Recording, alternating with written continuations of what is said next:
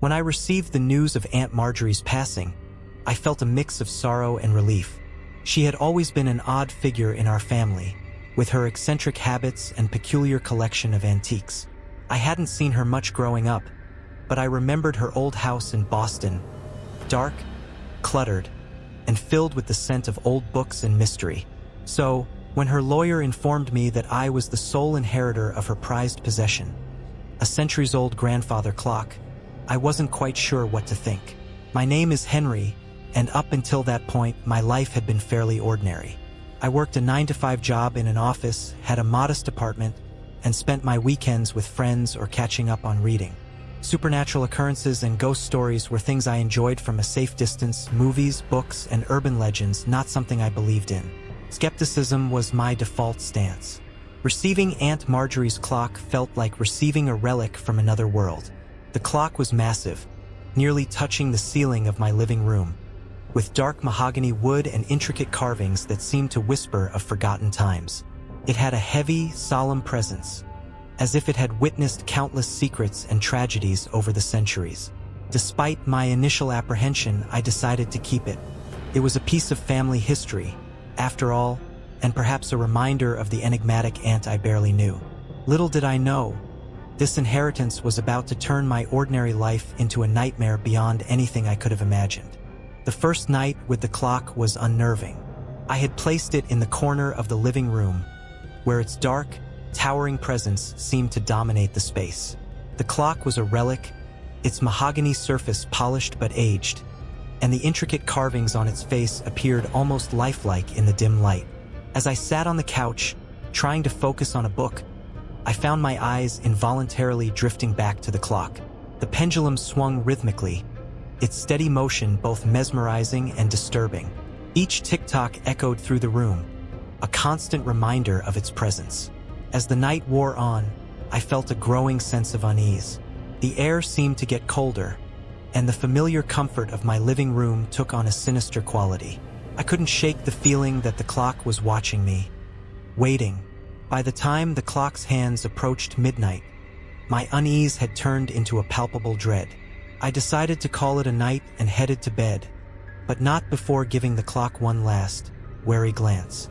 The pendulum continued its relentless swing, and the hands crept closer to 12. I turned off the lights and tried to shake off the eerie sensation that clung to me. Lying in bed, I couldn't sleep. My mind kept replaying the sight of the clock, the steady ticking reverberating in my head. Just as I began to drift off, I heard it, the clock chiming midnight. The sound was impossibly loud, resonating through the entire house. I sat up, heart pounding, and listened as the chimes echoed, one after the other, until there was silence. Then the temperature in the room plummeted. It felt as if I had stepped into a freezer. I pulled the blankets tighter around me, shivering uncontrollably. The air was thick with a sense of foreboding, and I could hear a faint whispering sound, just at the edge of perception. It was like a chorus of voices, murmuring in a language I couldn't understand. Unable to stay in bed, I got up and made my way back to the living room. The cold intensified with each step, and the whispering grew louder, though still indistinct. When I reached the living room, the sight that greeted me stopped me in my tracks. The clock had stopped at exactly midnight. The pendulum was still, and the hands were frozen at 12. A chill ran down my spine as I stared at the clock. The shadows in the room seemed to flicker and dance, forming shapes that were both familiar and alien. The whispering was louder now, almost as if it were coming from the clock itself. I backed away slowly, my breath visible in the frigid air.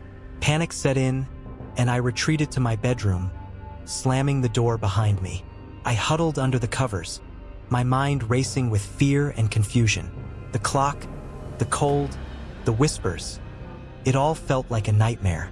But no matter how much I tried to convince myself it was just my imagination, I couldn't ignore the gnawing certainty that something was very wrong. That first night with the clock was only the beginning. The sense of dread it brought into my home would grow, and the haunting would become impossible to ignore. But that night, as I lay awake, shivering and terrified, I couldn't have known just how deep the darkness would go. The next night, I tried to maintain a semblance of normalcy, but the memory of the previous evening lingered. I told myself it was just a coincidence, a quirk of an old clock that hadn't been properly maintained. But deep down, I couldn't shake the feeling of unease. As midnight approached, I found myself once again drawn to the living room. I sat on the couch, watching the pendulum swing back and forth.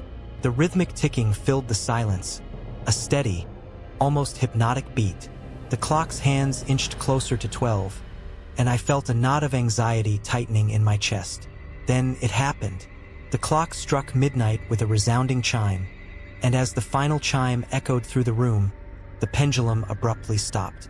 The hands were frozen at 12, and an oppressive silence descended. The air grew thick and heavy, and a chilling cold spread through the room, far colder than the previous night. My breath fogged in front of me, and I could feel the temperature dropping rapidly. As I stood there, rooted to the spot, I noticed the shadows. They started to move, subtly at first, as if stirred by an invisible breeze. Then they became more defined, creeping along the walls and floor, their movements unnaturally smooth and fluid. I watched in horror as the shadows began to take shape, forming vague, menacing figures that seemed to be watching me. A sense of overwhelming dread washed over me. It was a primal fear, deep and instinctual, the kind that made my heart race and my skin crawl. The shadows moved closer, and the cold became almost unbearable.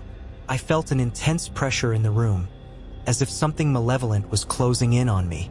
My instincts screamed at me to run, but my legs felt like they were made of lead. The whispering returned, louder and more distinct than before. It was a cacophony of voices, speaking in hushed, urgent tones. I couldn't understand the words, but the intent was clear. They were warning me, or perhaps threatening me. The room seemed to pulse with a dark energy, and I could feel my sanity slipping away. In a desperate bid to escape, I stumbled back towards my bedroom.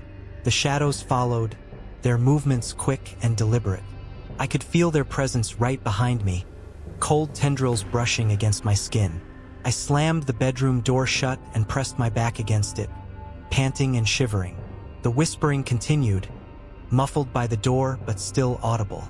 I could hear the clock's final chime echoing in my mind, a constant reminder of the terror that had invaded my home. I crawled into bed, pulling the covers over my head, and squeezed my eyes shut.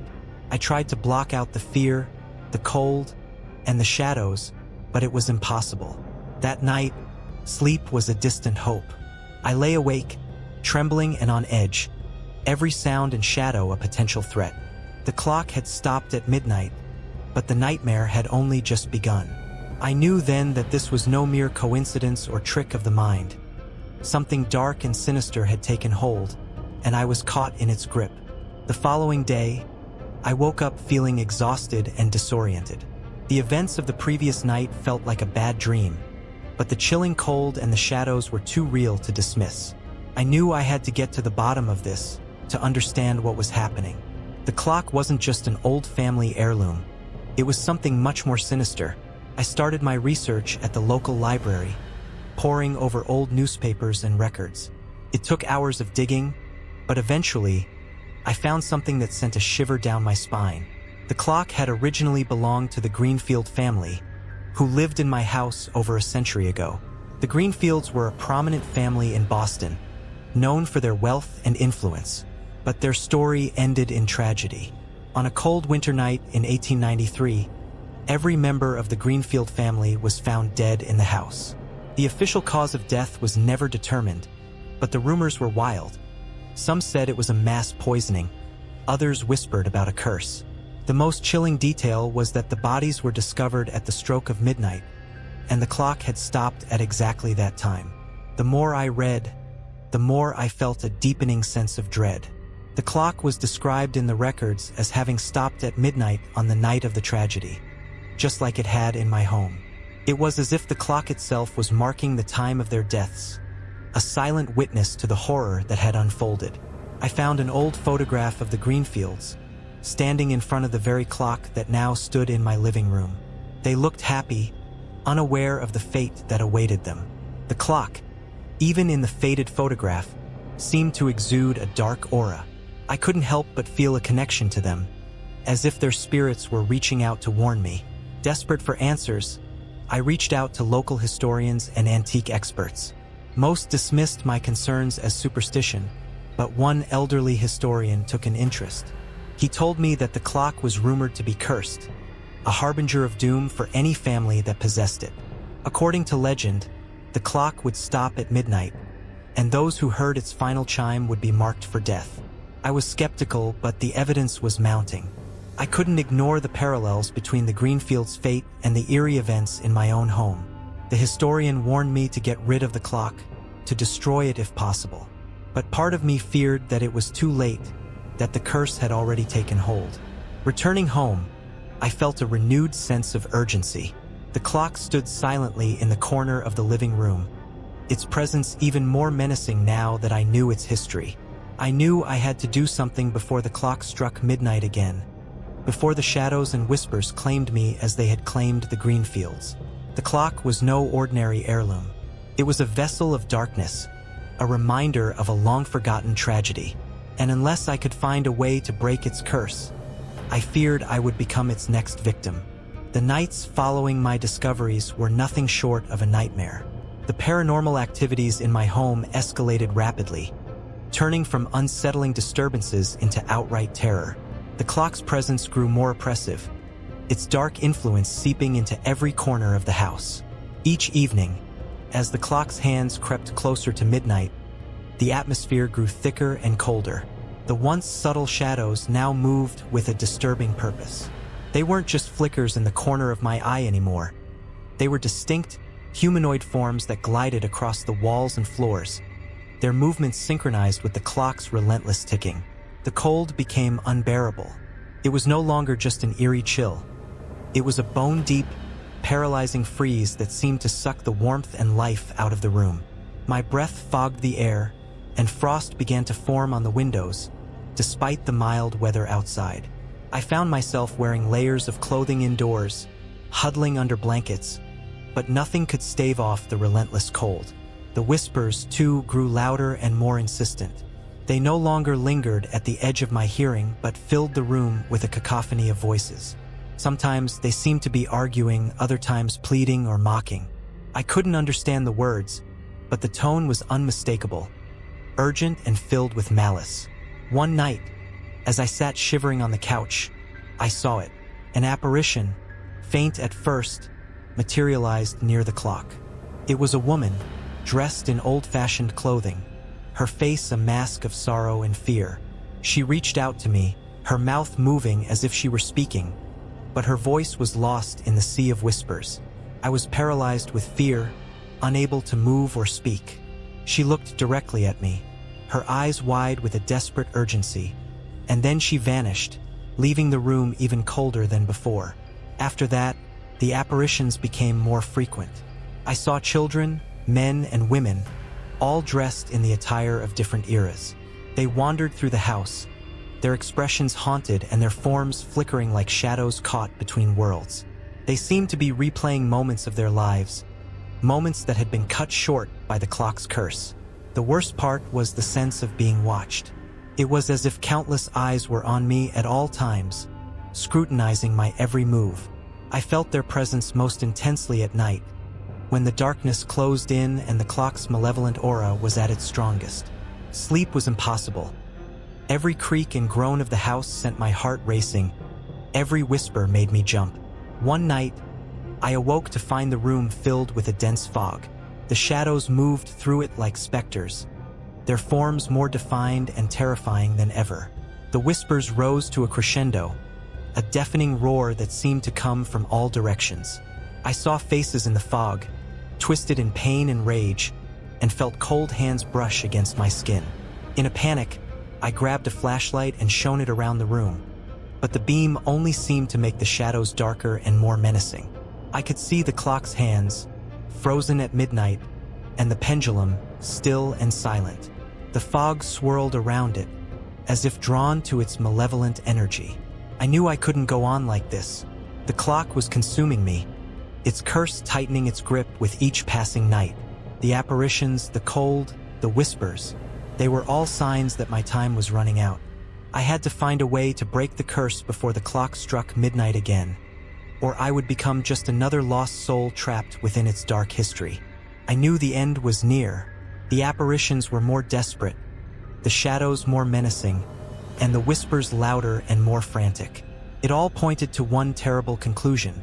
The tragedy that had claimed the Greenfield family was about to repeat, and I was the next victim. The clock was a relentless force, pulling me closer to a dark fate that seemed unavoidable. Determined to break the cycle, I decided to destroy the clock. The historian's warning echoed in my mind, and I knew it was my only hope. One night, just before midnight, I armed myself with a sledgehammer and approached the clock. The air was frigid, and the house was eerily silent, as if it were holding its breath. As I raised the sledgehammer, the clock's pendulum began to move on its own, swinging back and forth with increasing speed. The hands, which had been frozen at midnight, started to spin wildly. The shadows in the room converged around me, forming a dark, pulsating mass that seemed almost alive. The whispering voices reached a fever pitch, a chaotic blend of pleading and fury. With a yell, I brought the sledgehammer down on the clock. The impact sent a shockwave through the room, and the clock's glass shattered. But instead of breaking apart, the clock seemed to absorb the energy, the pieces of glass hovering in the air before reassembling themselves. The hands continued to spin, and the shadows grew thicker, closing in around me. Desperation turned into panic as I struck the clock again and again, but it was no use. The clock was indestructible, its curse unbreakable.